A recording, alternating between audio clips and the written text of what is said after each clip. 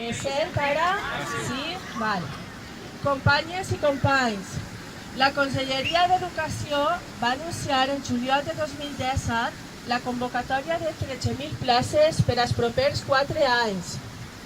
Això va generar molta intranquil·litat entre el nostre col·lectiu, perquè s'oferiren a oposició moltes places que ja estem ocupant les treballadores i treballadors interins de la docència pública al País Valencià.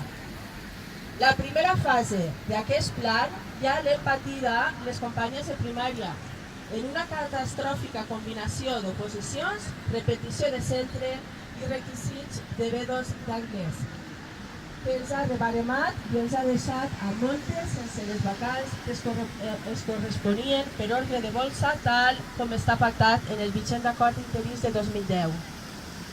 L'anunci de la Conselleria també va crear molta desunió entre el col·lectiu docent interí. Els que confiaven en que estudiar ens asseguraria la plaça i els que desconfiaven del sistema d'oposicions. El professorat interí més jove i els majors de 55 anys. Els que confiaven més en explorar la via jurídica i els que posaven més èmfasi en la mobilització als carrers. Davant d'aquesta pluralitat de postures, l'ESTEP i la CPI apostaren per un pacte d'estabilitat que garantirà la continuïtat de tot el professorat interí. I per aquest pacte vam lluitar fins a arribar a la vaga dels dies 24, 25 i 26 d'abril.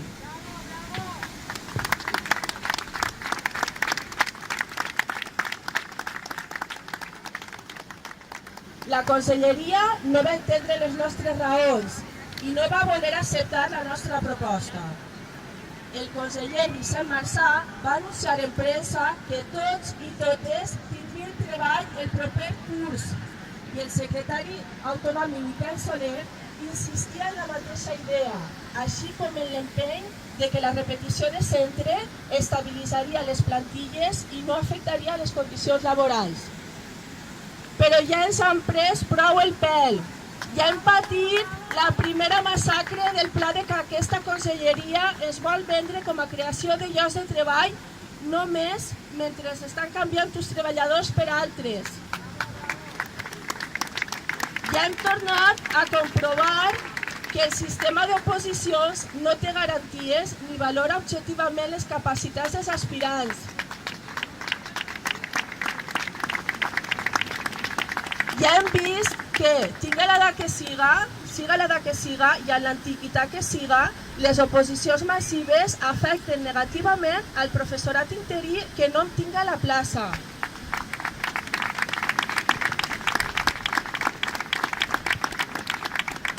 Ja hem sofrit la desconsideració de l'administració que rebarema amb un requisit de llengua estrangera per vendre a les famílies una proposta de plurilingüisme per a la qual no ha comptat amb els propis treballadors i treballadores de l'ensenyament.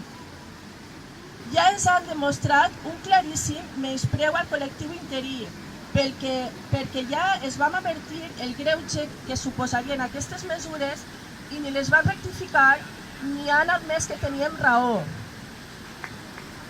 A més de tot això, un any més som el professorat interí els que es trobem davant dels impagaments de la nòmina de setembre. Un any més, com els cursos anteriors, sense que la Conselleria tinga bé donar solució a aquest problema que afecta l'economia de moltes famílies.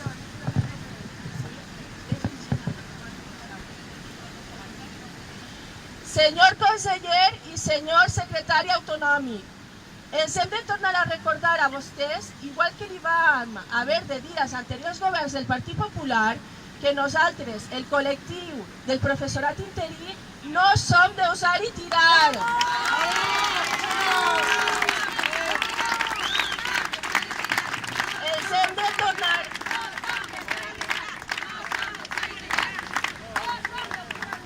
Ens hem de tornar a recordar que cadascuna i cadascú de nosaltres es mereixem un treball digne sempre.